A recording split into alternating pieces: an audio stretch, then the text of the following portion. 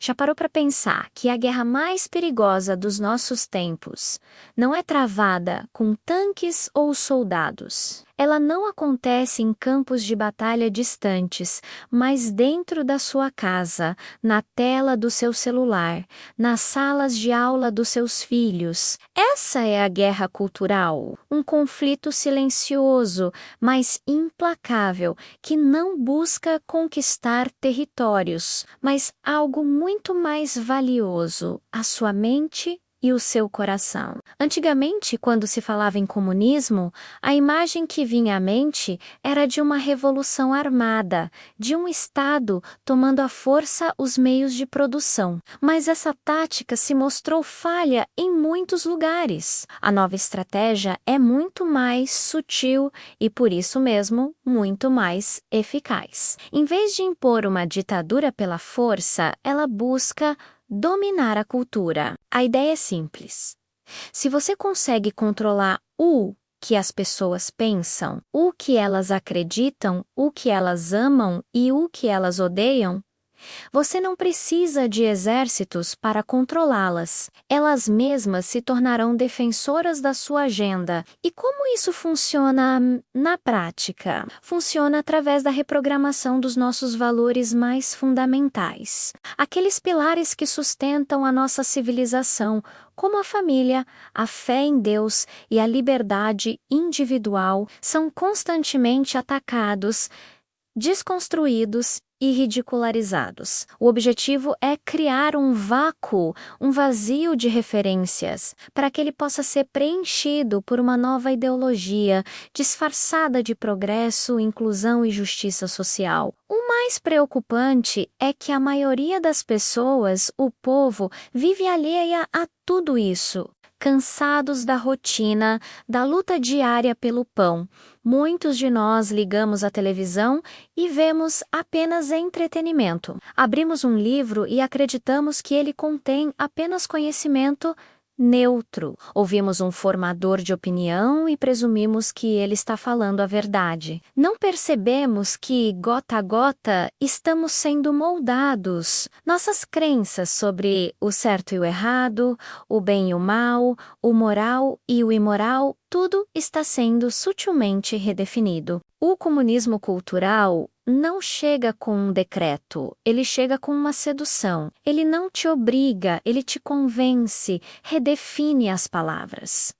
Ele não destrói os muros da cidade por fora. Ele planta as sementes da destruição por dentro, fazendo com que os próprios cidadãos derrubem suas defesas. E assim, sem discernimento histórico ou espiritual, o povo se torna refém de uma agenda que ele mesmo passa a defender, acreditando lutar por um mundo melhor, quando na verdade está construindo a própria prisão. Pense comigo, qual é o alvo principal dessa guerra? São as duas instituições que mais oferecem resistência a qualquer projeto de poder totalitário: a fé cristã e a família tradicional. Por quê? Porque a família é o primeiro núcleo de amor, autoridade e formação de caráter, onde aprendemos sobre responsabilidade e hierarquia. E a fé nos conecta a uma verdade transcendente, a um Deus que está acima de qualquer estado ou ideologia. A fé nos ensina que nossos direitos não vêm do governo, mas de Deus, e que nossa lealdade final é a Ele. Por isso, a guerra cultural se esforça tanto para ridicularizar a fé, para apresentar a Bíblia como um livro ultrapassado e para enfraquecer a estrutura familiar. O que antes era sagrado, hoje é motivo de piada. O que era considerado imoral, agora é celebrado como um ato de coragem e autoexpressão. O que era um pilar moral, hoje é visto como opressão. Acontece uma inversão completa de valores.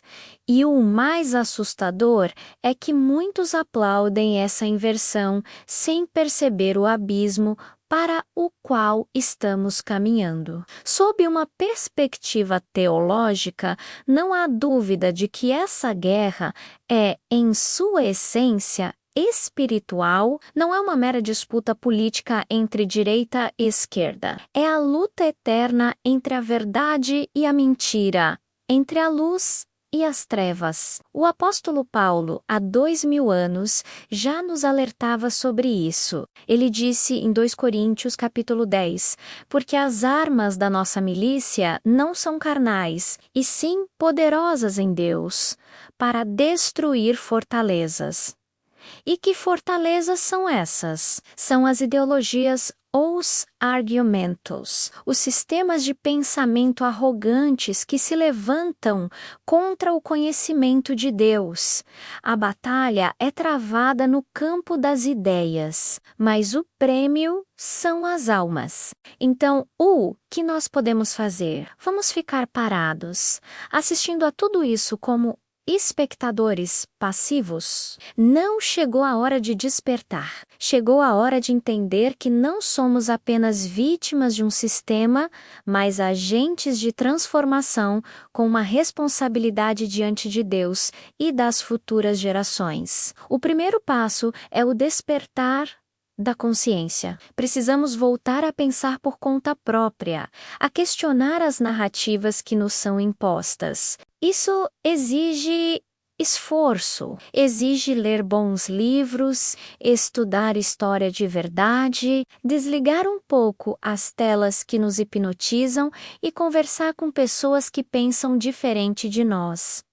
Precisamos buscar a sabedoria que vem do alto. Em segundo lugar, é fundamental que os pais retomem com firmeza o seu papel de principais educadores dos filhos. A escola pode ensinar matemática e português, mas os valores, a fé e o caráter devem ser forjados em casa. Não podemos terceirizar a formação da alma dos nossos filhos para um sistema que muitas vezes trabalha ativamente contra os nossos princípios. Converse com seus filhos, saiba o que eles estão aprendendo, ensine a eles a verdade com amor e paciência.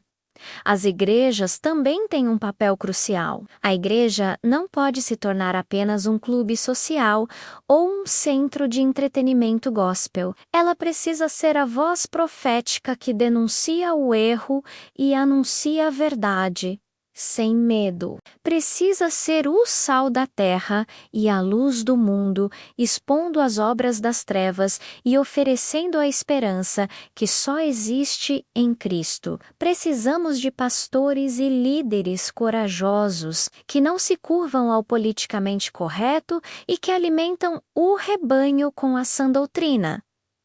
E por fim, cada um de nós, individualmente, precisamos deixar de ser massa de manobra. A guerra cultural não será vencida com gritos, com ódio ou com a mesma arrogância dos nossos adversários. Ela será vencida com consciência, com sabedoria, com firmeza espiritual e, acima de tudo, com o amor. Um amor que não é conivente com o erro, mas que busca a restauração da verdade. Quem entende a seriedade do que está em jogo não pode se calar. Quem enxerga a manipulação não pode se curvar. E quem conhece a verdade, com V maiúsculo, jamais será escravo da mentira. O futuro da nossa nação, da nossa liberdade e da nossa identidade está sendo decidido agora. Neste exato momento, no campo de batalha da cultura, se não entendermos essa luta,